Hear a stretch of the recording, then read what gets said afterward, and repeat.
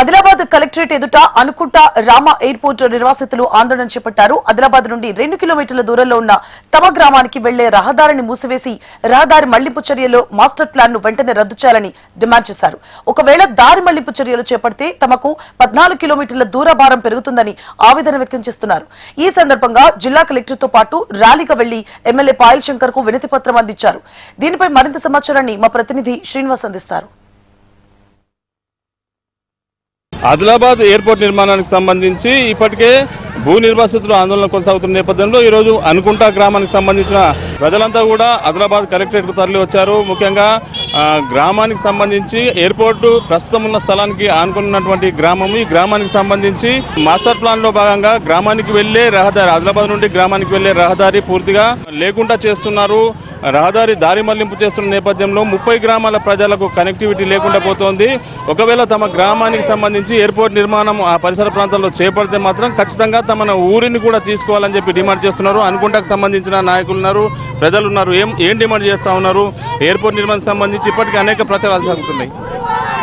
మేము ఈరోజు కలెక్టర్ గారిని కలవడానికి రావడం జరిగింది. అనుకుంటా గ్రామానికి పెద్ద ఎత్తున నష్టం జరుగుతున్నది. ఇటు రైతులు భూములు కోల్పోతున్నారు, వ్యవసాయ కార్మికులు ఉపాధి కోల్పోతున్నారు, చేతి వృత్తుల వాళ్ళు ఉపాధి కోల్పోతున్నారు. ఒకటి రోడ్డు పోతున్నది. రోడ్డు పోవడం వల్ల ఊరికి పెద్ద ఇబ్బంది అనేటువంటిది. ఒక 8, 10, 12 కిలోమీటర్లు తిరిగి రావాలి. అది ఊరు ఒక మారుమూల గ్రామంగా మారిపోయే ప్రమాదం ఉంది.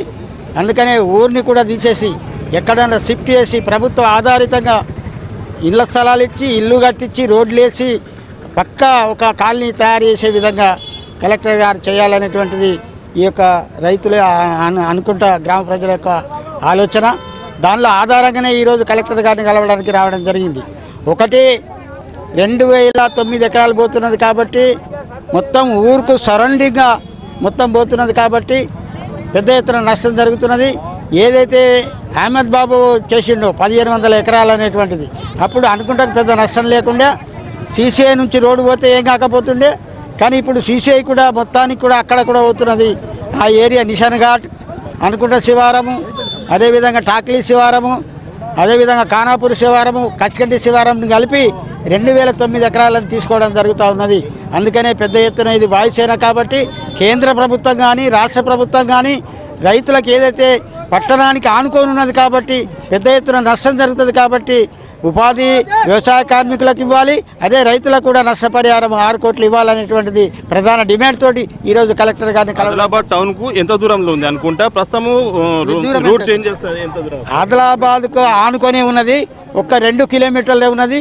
ఇప్పుడు 14 కిలోమీటర్లు తిరిగి రావాలి కాబట్టి 2 కిలోమీటర్లు ఎట్లా 14 కిలోమీటర్లు అంటే ఆదిలాబాద్కు వచ్చి పనిచేసేటటువంటి ఏదో గుమస్తాలుగా పనిచేసే వాళ్ళు కానీ, 2 వీలర్ మెకానికులు కానీ, అదేవిధంగా అనేక మంది కూలీ పనిచేసేటటువంటి వాళ్ళు నిత్యం రాత్రి 10 గంటలకు కానీ కూడా వచ్చేటటువంటిది ఉన్నది. ఇప్పుడు రాత్రి రావాలంటే ఇక్కడ ఊరు కష్టమైనటువంటిది ఉన్నది. అందుకనే ఊరిని తరలించి గవర్నమెంటే నిర్ణయం చేయాలని చెప్పి మేము కోరుతా ఉన్నాం. మొత్తంగా చూసుకోవచ్చు, చాలామంది అనుకుంటా గ్రామానికి సంబంధించిన వాళ్ళంతా కూడా ఆదిలాబాద్ కలెక్టరేట్కు రావడం జరిగింది. అమ్మ ఏం కావాలా, ఏం అడుగుతున్నారు? మాకు ఊరు పోతుంది, రోడ్డు పోతుంది అని అంటున్నారు. మాకు రోడ్డు కావాలా, ఊరు కావాలని ప్రజలు అంటున్నారు. లేదంటే ఊరు రోడ్డు భూములు తీసుకోవాలా, అంతే మా న్యాయం. మాకు చైన్లు అయితే ఉపాధి ఎక్కడ దొరుకుతుంది? మేమేం చేసుకొని బతకాలి? చైన్లు తీసుకోవాలా, ఇండ్లు తీసుకోవాలా, రోడ్డు తీసుకోవాలా? తీసుకుంటే 3 తీసుకోవాలా, తీసుకోకుంటే ఏం తీసుకోవద్దు. కొన్ని తీసుకుంటే ఎట్లా బతకాలా? వాళ్ళు చైన్లు వేస్తేనే మేము కూలీలో కూలీ వేసి బతుకుతాం.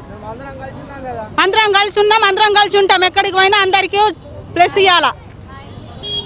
ఎయిర్పోర్ట్ నిర్మాణానికి తాము అడ్డు కాదని, కేవలము రహదారి మూసివేత కారణంగా అదేవిధంగా దారి మళ్లింపు చర్యల వల్ల తాము పూర్తిగా నష్టపోతాము, తమ ఉనికినే కోల్పోయే ప్రమాదం ఉంది. ఆదిలాబాద్కు కేవలం 2 కిలోమీటర్ల దూరంలో ఉన్నటువంటి తమ గ్రామము మళ్ళీ దారి మళ్లిస్తే సుమారుగా 14 కిలోమీటర్లు తిరిగి వెళ్లాల్సి ఉంటుంది. అదేవిధంగా తమ గ్రామం నుంచి సుమారుగా 30 గ్రామాలకు కనెక్టివిటీ ఉంది. ఇదంతా కూడా ఇబ్బందికరంగా ఉంటుంది. ఒకవేళ రహదారి మూసివేసే ప్రయత్నం చేస్తే మాత్రం ఖచ్చితంగా తమ గ్రామంలో ఉన్నటువంటి వ్యవసాయ భూములతో పాటు తమ గ్రామాన్ని కూడా ప్రభుత్వం తీసుకొని తమకు ఉపాధి కల్పించాలి, నష్టపరిహారం కల్పించాలని చెప్పి స్థానికులు డిమాండ్ చేస్తున్న పరిస్థితి.